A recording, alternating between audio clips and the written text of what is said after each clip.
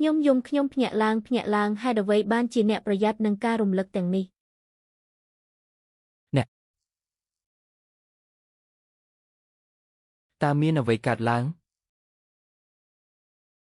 ដូចជាការថើបមួយលឿន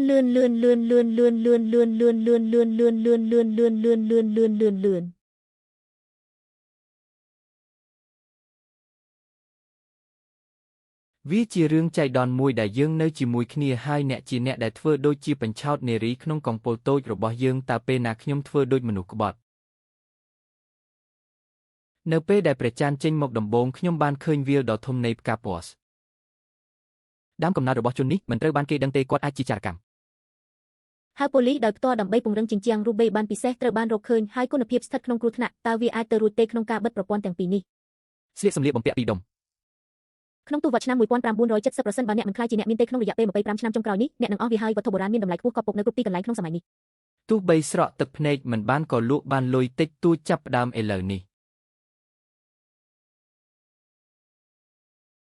ប្រព័ន្ធរឿងភាគ2ត្រូវបានដំណើរការដោយជោគជ័យនិងបានធ្វើបច្ចុប្បន្នភាពដោយស្វ័យប្រវត្តិនៅអត្តសញ្ញាណបច្ចុប្បន្នរបស់មេឆ្នាំ1977សាច់ញាតិដែលលោតតម្រង់ជួរនៅឃុំដាពីងសូមអបអរសាទរដល់លោកគ្រូស៊ូដែលទទួលបានផ្ទះសុខុមាលភាពថ្មីថ្មោងអ្នកថ្មីនេះមានអត្រាល្អអ្នកត្រូវដោះស្រាយបញ្ហាជាបន្ទាន់ឲ្យបានលឿនរួចប្រមូលតួអង្គទាំង5នោះត្រឡប់ទៅរកប្រាក់បានច្រើន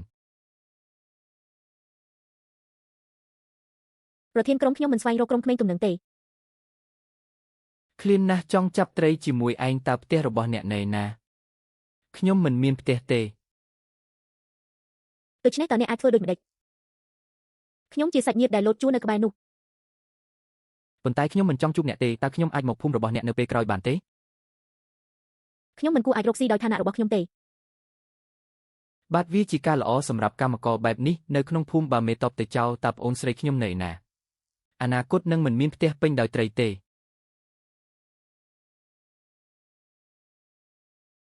ចិនពីអ្នកស្រីតូចម្នាក់បានមើលថែកូន2នាក់ជាយូរមកហើយមិនដែលមានមនុស្សប្រុសនៅផ្ទះទេដូច្នេះទុកឲ្យនាងនៅផ្ទះសិន